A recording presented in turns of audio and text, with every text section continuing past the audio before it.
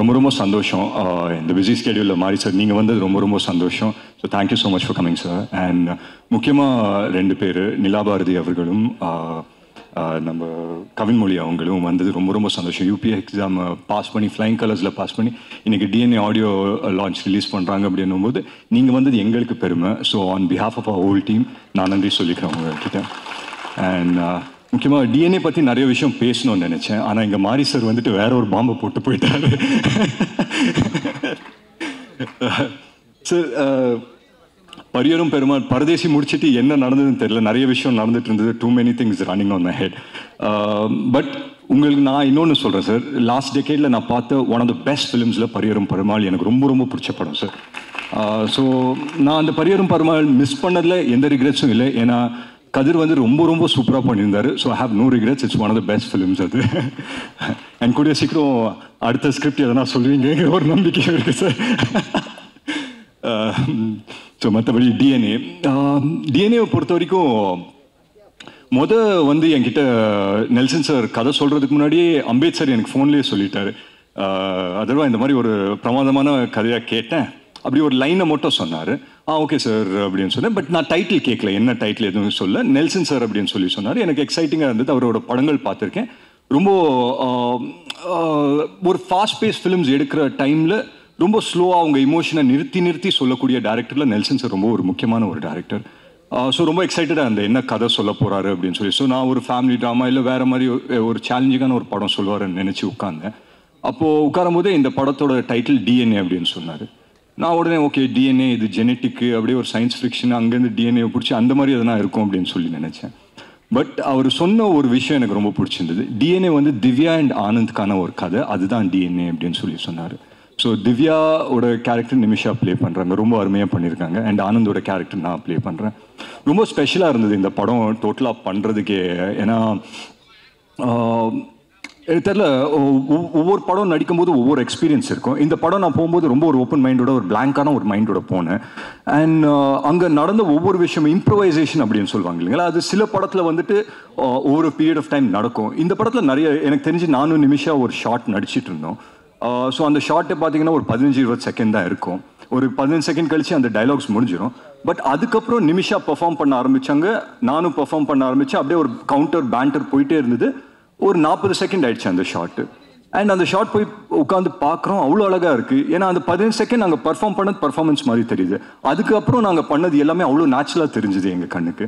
And Nelson sir அதை அப்படியே வந்து படத்தில் வச்சிருக்காரு. அண்ட் ட்ரெய்லர்லேயும் அந்த ஷார்ட் பார்த்துருப்பீங்க அப்படின்னு நினைக்கிறேன். வேறு 2 பேர் உட்காந்து கட்டி பிடிச்சி அழுவுற ஒரு ஷார்ட்.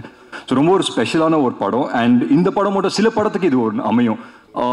பொதுவாக ஒரு கதை கேட்ட பிறகு ஒரு 3-4 மாதம் ஆகும் ஒரு படம் ஷூட்டிங் போகிறதுக்கு, எல்லா காஸ்ட்டு க்ரூ எல்லாம் செட் ஆகிறதுக்கு. பட் இந்த படம் மட்டும் என்னன்னு தெரியல, எல்லாமே டக்குன்னு அமைஞ்சுது. ஏன்னா வரும்போதே வந்துட்டு திவ்யா கேரக்டருக்கு யார் யோசிக்கலாம் அப்படின்றதுக்கு ஒரு ஸ்பேஸே கிடையாது. ஏன்னா நிமிஷா தான் திவ்யா அப்படின்னு சொல்லி நாங்கள் டிசைட் பண்ணிட்டோம். ஸோ நிமிஷா இல்லைன்னா வேறு யார் பண்ணியிருப்பாங்க அப்படின்னு சொல்லி இன்னைக்கு என்னால் யோசிக்க கூட முடியல அந்த கேரக்டர். மாரி சார் சொன்ன மாதிரி ரொம்ப ரைட்லி சொன்னார். நிமிஷாவை பார்த்து இந்த கேரக்டரை எழுத்தாங்களா இல்லை இந்த கேரக்டர்னால நிமிஷா வந்து அவங்க வந்து பர்ஃபார்ம் பண்ணதால அது என்ஹான்ஸ் ஆச்சு எனக்கு தெரியல. பட் வாட் எவர் படத்தை பார்க்கும்போது ரொம்ப ரொம்ப சந்தோஷமாக இருக்குது. அண்ட் நான் சொன்ன மாதிரி இந்த படம் வந்து டக்குன்னு செட் ஆகிடுச்சு. ஸோ காஸ்ட் ஆகட்டும், க்ரூ ஆகட்டும், அண்ட் மியூசிக் டைரக்டர் கேட்டோம். மியூசிக் டைரக்டர் யார் பண்ணலாம் அப்படின்னு சொல்லி யோசிக்கும் போது அவர் சொன்னார், இந்த மாதிரி நான் எஃப்எம் என் பேக்ரவுண்டு, எனக்கு மியூசிக் பற்றின சென்ஸ் இருக்குது, நான் மியூசிக் டைரக்டர் சொல்கிறேன் அப்படின்னு சொன்னோன்னே ஒரு 5 நேம்ஸ் சொன்னார். இதுதான் அவங்க மியூசிக் டைரக்டர் அப்படின்னு சொன்னார். இதுக்கு எப்படி ரியாக்ட் பண்ணுறதுன்னு தெரியல. பட் ரொம்ப எக்ஸைட்டிங்காக இருந்தது, புதுசாக இருந்தது. 5 இண்டிபெண்டன்ட் மியூசிக் டைரக்டர்ஸ் பண்ணுறாங்க. அவங்களோட பாட்டெல்லாம் கேட்டிருக்கேன், ரொம்ப அருமையாக இருக்கும். ஏன்னா அவங்க வாய்ஸஸும் ரொம்ப சூப்பராக இருக்கும். So I set okay fine sir, இது பண்ணலாம் அப்படின்னு சொல்லி. அண்ட் எல்லாமே டக்குன்னு அமைஞ்சு 2 மாதத்தில் நாங்கள் எல்லாருமே ஷூட்டிங் போயிட்டோம். அதுக்கு முக்கியமான காரணம் வந்துட்டு எங்கள் ப்ரொடியூசர் அம்பேத் சாரோட சப்போர்ட் தான். அவர் இல்லாமல் நடந்திருக்காது. ஏன்னா அவ்வளோ ஒரு பேஷனேட் உள்ள ஒரு ப்ரொடியூசர். அண்ட் அந்த பேஷனால தான் என்னன்னு தெரில, எல்லா நல்ல கதையும் அவர் கம்பெனிக்கு தான் போகுது. அண்ட் இப்போ இந்த படம் தாண்டி நெக்ஸ்ட் ஃபிலிமும் ரொம்ப நல்லா வந்திருக்கு அப்படின்னு சொல்லி கேள்விப்பட்டேன். So congratulation sir and all the very best. And மற்றபடி எனக்கு வந்து இந்த படத்தில் மற்ற காஸ்ட் ஆகட்டும், ரமேஷ் வந்துட்டு எனக்கு இமைக்கா நொடிகள் டைம்ஸ்லேருந்து தெரியும். ஸோ ஒரு க்ளோஸான ஒரு ரிலேஷன்ஷிப் ஷேர் பண்ணுவோம். ஸோ அண்ட் மற்ற காஸ்ட் க்ரூ எல்லாருக்குமே நான் நன்றி சொல்லிக்கிறேன். அண்ட் ஒவ்வொருத்தர் பேர் சொல்லலைன்னா தப்பாக நினச்சிக்க வேண்டாம். But I thank everyone of them. And முக்கியமாக நான் நெல்சன் சார் பற்றி சொல்லி ஆகணும். இவர் சொன்னார் இந்த மாதிரி அவர் டென்ஷனே ஆகாத ரொம்ப காமான ஒரு டேரக்டர் அப்படின்னு சொல்லி சொன்னார் நம்ம சுப்பிரமணிய சிவா சார். நீங்கள் எந்த நெல்சன் சாரோட ஒர்க் பண்ணீங்க எனக்கு தெரியல சார். நான் ஒர்க் பண்ண நெல்சன் சார்லாம் அப்படி கன்று மாதிரி நின்றார், வெட்டு 1 துண்டு 2 அப்படின்னு இருந்தார். But yeah, having said that one beautiful mind அவருது. நான் சொல்கிறேன் பாருங்களேன், கதை எல்லாருமே எழுதலாம், பட் கேரக்டர்ஸ் எழுதுறது ரொம்ப ரொம்ப கஷ்டமானதோ இல்லை, ரொம்ப அது வந்து ரொம்ப யோசிக்கணும் ஒரு கேரக்டர் எழுதுறது. எங்கள் கேரக்டர்ஸை வந்து அவ்வளோ அழகாக எழுதியிருந்தாரு. ஸோ நாங்கள் செட்டுக்கு போகும்போதே we were so sure about what we were going to do. அங்கே வந்து எதனா பண்ணணும்னாலும் இம்ப்ரவைசேஷனில் தான் போகுமே தவிர என்ன பண்ணுறோங்கிற ஒரு சின்ன கன்ஃபியூஷன் கூட எந்த ஆர்டிஸ்ட் மைண்ட்லேயும் இருக்காது. ஸோ அந்த விதத்தில் நான் நெல்சன் சாருக்கு ரொம்ப நன்றி சொல்லணும். அண்ட் ஒரே ஒரு விஷயம் தான் சொன்னார் படம் நரேட் பண்ண பிறகு, எனக்கு வந்துட்டு இந்த படம் எப்படி வரும் அதெல்லாம் எனக்கு சொல்ல தெரியாது, ஒரு நல்ல படமாக உங்களுக்கு எடுத்து தருவேன், உங்கள் கெரியருக்கு இது ஒரு நல்ல படமாக இருக்கும் அப்படின்னு சொல்லி சொன்னார். ஸோ அந்த விதத்தில் I think we are very very happy. And எங்கள் டீமில் வந்து பொதுவாக இந்த ஆடியோ லான்ச்சு இல்லை இந்த மாதிரி லான்ச் இவெண்ட்ஸ்க்கு வந்தால் ஒரு பயம் கலந்த ஒரு சந்தோஷம் இருக்கும். சரி, படம் ரிலீஸ் ஆக போகுது, இன்னும் 10 நாளில் என்ன ஆக போகுது தெரில, ஆடியன்ஸ் நம்ம அளவுக்கு அவங்களும் அதே மாதிரி ரியாக்ட் பண்ணுவாங்களா அப்படி இப்படின்னு சொல்லி ஒரு சின்ன ஃபியர் இருக்கும். பட் என்னமோ தெரில, I think on behalf of our entire team நான் சொல்லிக்கிறேன், ஒரு சின்ன சென்ஸ் ஆஃப் தைரியம் இருக்குது, ஒரு சின்ன சென்ஸ் ஆஃப் கான்ஃபிடென்ஸ் இருக்குது. என்னென்னா ஒரு நல்ல படம் எடுத்திருக்கோங்கிற ஒரு நம்பிக்கை இருக்குது. ஸோ அந்த விதத்தில் we are very very happy அப்படின்னு சொல்லி நான் நம்புகிறேன். அண்ட் முக்கியமாக நான் ஒரு விஷயம் சொல்கிறேன், எந்த ரிலேஷன்ஷிப் எடுத்துக்கிட்டாலும்